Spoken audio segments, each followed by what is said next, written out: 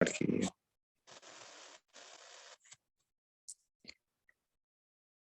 اعوذ باللہ من الشیطان الرجیم، بسم اللہ الرحمن الرحیم۔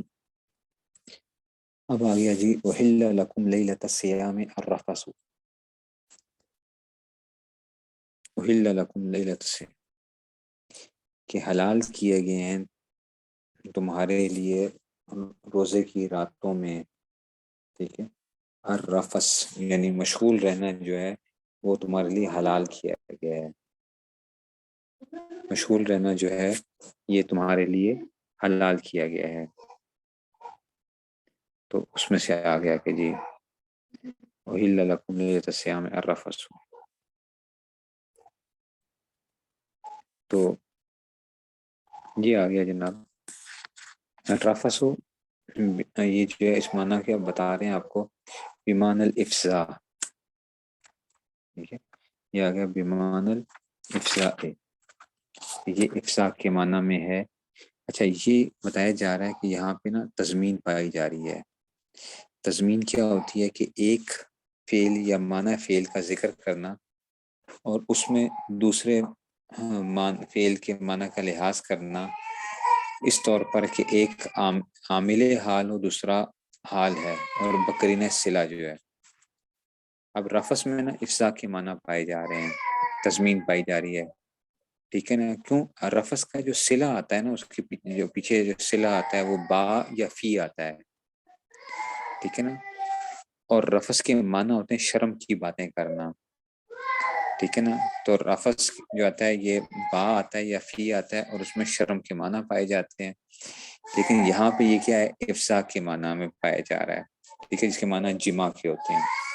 احل لکم لیلۃ الصیام الرفث الی نسائکم، کیونکہ یہاں پہ الی سے ہمیں پتہ چلا کہ یہ جمع کے معنی میں ہے، کیونکہ اس کے بعد رفث کا صلہ یا تو با آتا ہے یا فی آتا ہے، اس لیے یہاں پہ کیا پایا جا رہا ہے، تضمین پائی جا رہی ہے، تضمین پائی جا رہی ہے اس وجہ سے، تو یہ اس میں سے آ گیا الی نسائکم بالجماع، بالجماع، یہ رفث کی صورت بیان کر دی گئی کہ رفث کیسے کہ جمع کر کے نظر نسخا لما کان فی صدر اسلام، یہ اس کی وہ بتا رہے ہیں، یہ آیت کا مقصد بتا رہے ہیں کہ یہ آیت نازل کیوں ہوئی تھی، کہ اصل میں شروع میں اسلام کی شروع میں جو تھا لما کان فی صدر اسلام من تحریمہ و تحریم الاکل والشرب بعد العشاء، کہ اگر کوئی بندہ رات کو سو جاتا تھا تو اس کے بعد نہ وہ رات کو اٹھ کے کھا پی سکتا تھا اور نہ ہی بیوی کے پاس جا سکتا تھا، اگر جیسے افطاری کر لی ہے اور اس کے بعد اگر وہ سو گیا ہے تو اس کے بعد وہ جو ہے وہ بیوی کے پاس بھی نہیں جا سکتا تھا رمضان کی راتوں کے اندر،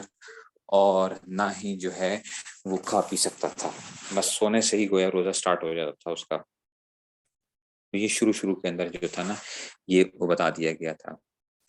اب آگے کہتے ہیں کہ جناب ہن لباس لکم وانتم لباس لہن کنایۃ عن تعانکہما او احتیاج کل منہما الی صاحبہ، تو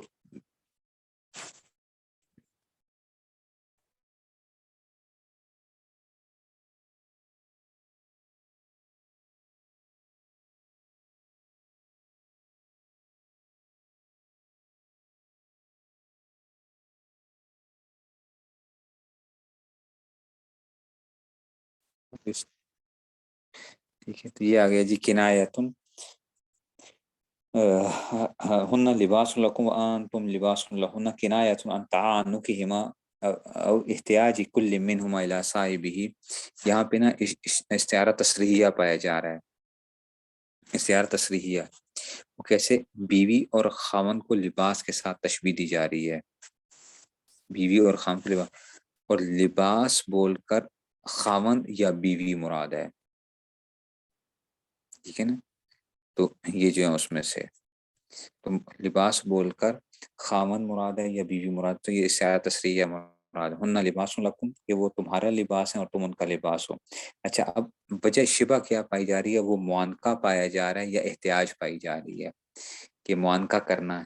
جیسے لباس کے اندر بھی کیا ہوتا ہے کہ لباس انسان پہنتا ہے تو ایک قسم کا معانقہ ہوتا ہے، تو ایسی بیوی کے جو ہے نا اس کو بول کے تو وہ بھی معانقے کی صورت وہ کر دی گئی، یا انسان لباس کا محتاج ہوتا ہے، ایسے ہی خاوند بیوی کا محتاج ہے اور بیوی خاوند کی محتاج ہے، تو اس معنی کے اندر کیا کہہ دیا گیا ہے؟ ان کو لباس کہہ دیا گیا ہے، ٹھیک ہے نا. علم اللہ انکم کنتم تختانون تخونون، ٹھیک ہے نا. یہ اشارہ ہے کہ تختانون میں جو ہے نا یہ خاصہ پایا جا رہا ہے موافقت مجرد، ٹھیک ہے نا. تختانون اختانہ یختانوں سے، ٹھیک ہے نا، باب افتعال. حالانکہ یہ کس معنی میں ہے؟ یہ مجرد کے معنی میں ہے، جس کو آپ نے خاصیات ابواب میں پڑھا ہوگا. خاصیات ابواب میں موافقت مجرد، کہ مجرد کی موافقت پائی جا رہی ہے، تو کہتے ہیں کہ جی کنتم تختانون تخونون، خانہ یخونوں سے، ٹھیک ہے نا، کہ خیانت کرنے میں، کہ اپنے آپ کو دھوکہ دینا، کہ انفسکم بالجماع للصیام، بالجماع، یہ صورت ہے خیانت کی.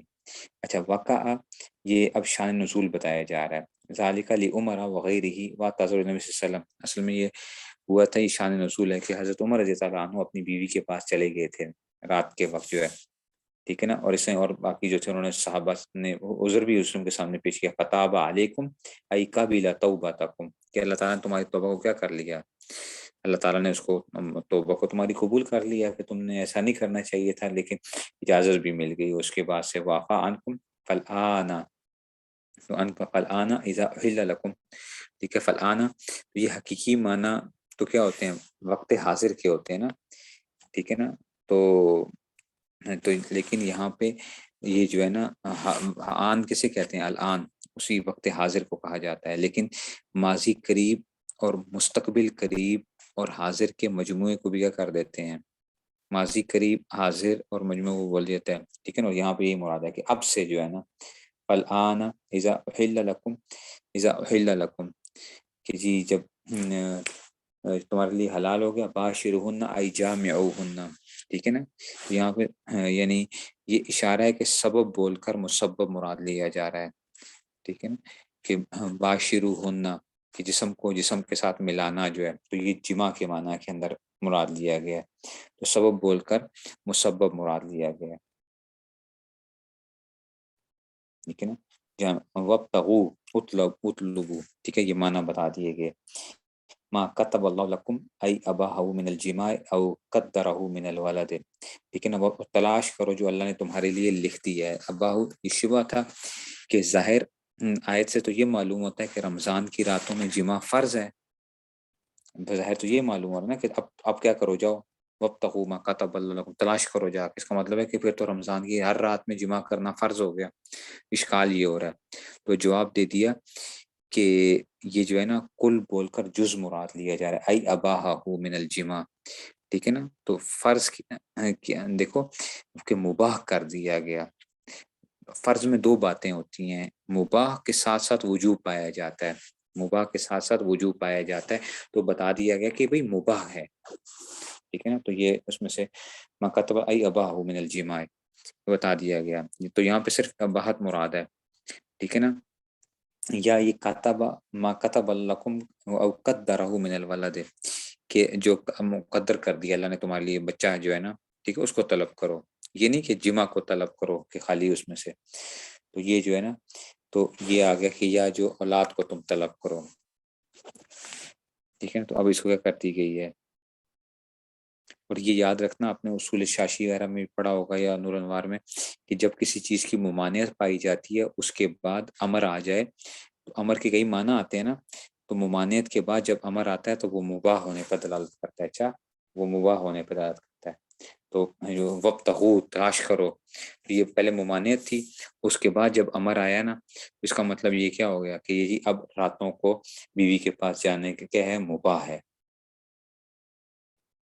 اچھا، وَكُلُوا وَاشْرَبُوا، اب آگے اللیل، کلوا واشربوا اللیل کلہ، کہ سار رات جو ہے نا، کہ جی اس میں بتا دیا گیا تمام ساری کی ساری رات جو ہے نا بتا دیا گیا کہ جناب آپ کر سکتے حتیٰ یتبین ان یظہر، یہ معنی بتا دیے گئے کیا چیز ظاہر ہو جائے. لکم الخیط الابیض من الخیط الاسود من الفجر، تو بتا دیا کہ سفید دھاگا اور کالے دھاگے میں کیا ہو جائے؟ فرق آ جائے. ای صادق، یعنی فجر صادق جو ہے نا بتا دیا گیا. اور یہ کیا تھی؟ تو کہتے ہیں کہ بیان للخیط الابیض و بیان الاسود، یہ بیان ہے کس کے لیے؟ خیط ابیض اور خیط دھاگا جو ہے محذوف ای من اللیل، ٹھیک ہے نا، محذوف ای من اللیل، ٹھیک ہے نا. تو وہ بیان الاسود ہے، تو یہ اس میں سے تو یہ عبارت محذوف ہے، ٹھیک ہے نا. یہ عبارت محذوف ہے. کیا وہ بیان الاسود محذوف ای من اللیل شبہ ما یبدو من البیاض وما یمتد معه من الغیش بخیتین ابیض و اسود فی الامتداد.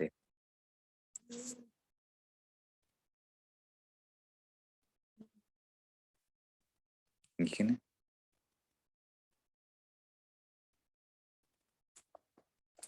تو اب یہ اس میں سے بتا رہے ہیں کہ آپ کے لیے کیا کر دیا گیا ہے کہ یہ جو تھا نا وہ آ گیا اس میں سے. تو بیان ٹھیک ہے نا. تو یہ کیا ہے بیان ہے خیط الابیض کا اور خیط الاسود کا، یعنی ان کا جو بیان محذوف ہے، یعنی من اللیل میں سے. تو جو نور اور ظلمت جو کیا ہوتے ہیں ان کو کیا کیا گیا، سفید اور سیاہ دو دھاگوں سے کیا کی گئی ہے، لمبائی میں تشبیہ دی گئی ہے. لیکن لمبائی کے اندر کیا دی گئی ہے، اس میں تشبیہ دی گئی ہے. یہی کہا جا رہا ہے کہ مازو ای من اللیل شبہ ما یبدو من البیاض، تشبیہ دی ہے ما یبدو من البیاض، سفیدی میں سے، وما یمتد معه من الغیش. ٹھیک ہے نا. اور ایسے ہی جو اندھیرا ہوتا ہے بخیتین ابیض و اسود فی الامتداد، امتداد آگے لمبائی کے اندر جو ہے نا کسی اس میں سے وہ آ رہا ہوتا ہے. تو یہ جو ہے نا یہ اس میں سے ہو گیا. ٹھیک ہے. تو یہ کیا آ گئی ہے، یہ جو ہے نا تشبیہ بلیغ ہے. ٹھیک ہے نا. تشبیہ بلیغ کسے کہتے ہیں کہ تشبیہ، حرف تشبیہ مذکور نہیں ہوتا، حرف تشبیہ نہیں بتایا نہیں جاتا. ٹھیک ہے نا. تشبیہ دینی تو مقصود ہوتی ہے لیکن حرف تشبیہ مذکور نہ ہو، تشبیہ بلیغ کہتے ہیں. پڑھا بھی ہے آپ نے اس میں سے. ٹھیک ہو گیا جی. چلیں جی بس اتنا ہی رکھیں اس موضوع میں.